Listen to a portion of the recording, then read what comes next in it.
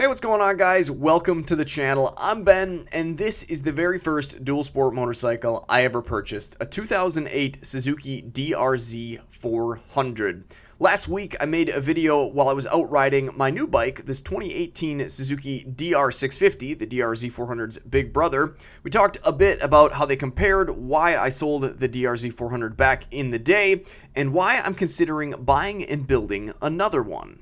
Now, while I certainly can't make any promises yet, it definitely seems like there's a good amount of interest in this topic, at least the comparison between the two anyway. However, it does seem like when I asked my viewers if they thought the DRZ400 was something that I should buy and build alongside my DR650, there definitely was some interest. Others said that my time would maybe be better spent on some of the new mid-weight pre-built ADVs that are coming out, or even some of the, I guess, really kind of lightweight ADVs that are showing up on the market, or at least will be soon. But another trend that I came across in the comments was this right here, the fact that the DRZ400 may be getting a bit of an update for 2025. And as many of you know, I am a bit of a sucker when it comes to slightly updated versions of classic old thumpers like the KLR. I owned a Gen 2 and then purchased this Gen 3 to compare to it, and while most of the changes were somewhat aesthetic, the entire frame did get modified and updated. We also did get a longer swing arm,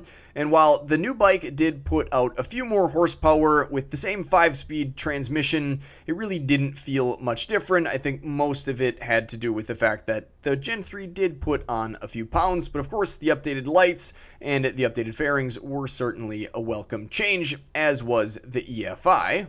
Now again, I'm still not promising that I will purchase a new bike if one does happen to come out next year, but I've got to say that the prospect of something to talk about other than just bold new graphics like we've seen for the last 25 years now almost is slightly enticing. So let's see what we can dig up on the possibly new 2025 DRZ400.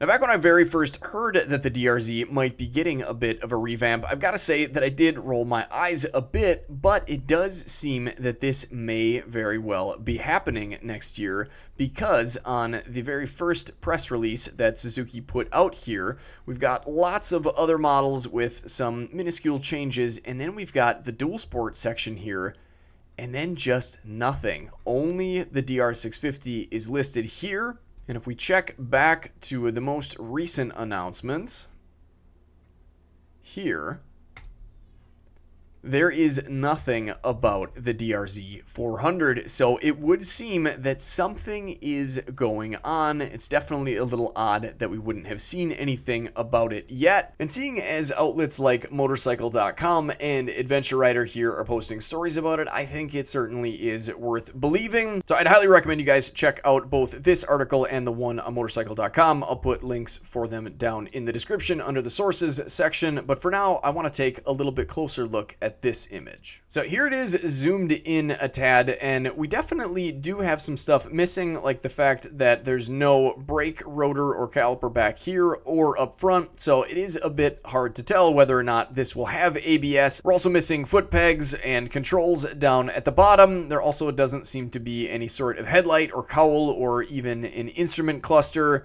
So that all is stuff that we'll still have to wait for, but you can see the electronic fuel injection here.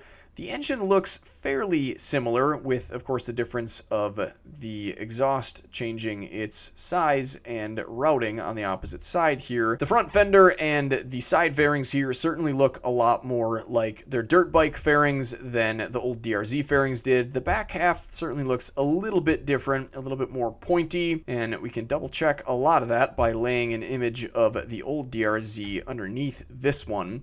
And you can see that it does look like the swing arm is in a different location here, and some of the components maybe hang down a little bit more. I want to say that that's probably just the way that they've got this image sort of drawn and laid out. I wouldn't assume that it's actually going to be any lower. I think it's just maybe the way that this drawing is done. But even with the frame sort of lined up here, it does appear that the seat is maybe at a slightly different angle. Fender back here, and of course we just don't have any sort of light, although it does seem like maybe there is enough room for the old one there. Hopefully we'll get an LED there. Hopefully we get an LED up here. But as you can see here, the fender is in a much different sort of orientation and definitely has a different shape, as does the side fairings here. And I've got to say, it does almost seem like the gas tank is slightly kind of shoved back here. I don't know. It could just be the way that, again, this is drawn. It could be the way that I've got them laid over each other. But to me, that gas tank looks, well, quite a bit different. So that'll be interesting to see. Again, even though the articles, I believe, said that there were some changes to the frame, which, I mean, there still definitely could be. I guess maybe this is the most noticeable difference right here. The main part of the frame seems to be the same, but this, I suppose, does look a bit different. Yeah, where the subframe used to attach up here, it seems as though it's being maybe moved down a touch to here. Of course, that doesn't really mean anything back here is changing, but I think it is safe to assume that the back half here must have gotten some sort of an update. Now, again, a lot of this stuff might have little to do with the actual design and more just something that they sort of slapped together for the patent paperwork, but it does seem like we may be getting some upside down forks here, as this definitely seems like the portion of the fork that would slide into the upper tube here, rather than vice versa like we used to have on the old model, where the sort of shiny inner portion that slid into the larger base was on top. So that certainly could mean something, although I'm definitely not going to hold my breath on that one. Even though it does seem like it's sort of in the wrong spot, I do believe that this is a 21-inch front wheel, so I would assume that this is not the Supermoto version that we're looking at, but it does kind of make me wonder if maybe these are the forks off of the current Supermoto version of the DRZ. And as reported in those articles, it does look like the silencer is slightly different in comparison to the original one. Definitely looks a bit more, again, like they're dirt bikes, and I think makes sense since they've updated the rest of the exhaust. So let me know down in the comment section what you guys think of this newly updated silhouette that we've got here. Do you think it looks better? Do you like the old DRZ more?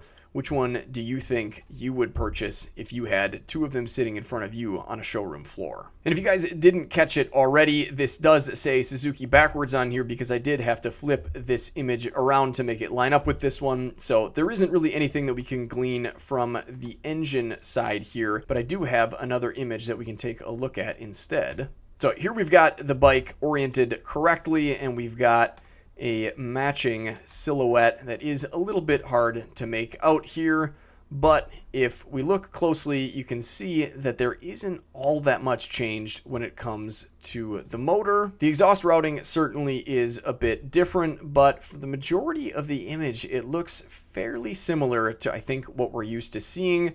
Everything as far as the water pump and the oil filter look exactly the same. The side of the engine does seem to have some sort of weird lines on it and doesn't have the little knockout here for a kickstart, which maybe means that it did actually get some sort of update. But again, from this image, it's pretty darn hard to tell. Again, though, the frame really looks pretty similar, albeit a little bit hard to see behind the gas tank and the fairing. But the other thing that I noticed when I was comparing these two images is this silver piece right here, and I believe this is the piggyback portion of the back shock. And if we lay that new image over, that definitely seems like it's a bit different. Now, the suspension on this bike, as far as I know anyways, is pretty darn good, and from what I remember, I never really had too much of a problem with it, even though I certainly was pretty green back then. I'm not sure what updates they would have made, but that is also kind of exciting. So for those of you who are DRZ400 owners, I would definitely be interested in hearing your thoughts on the slight modifications that they've made here. Is this something that you're super excited about? Do you think that the changes are going to be sort of like the KLR, where they weren't really that big of a deal, but maybe are still worth an upgrade?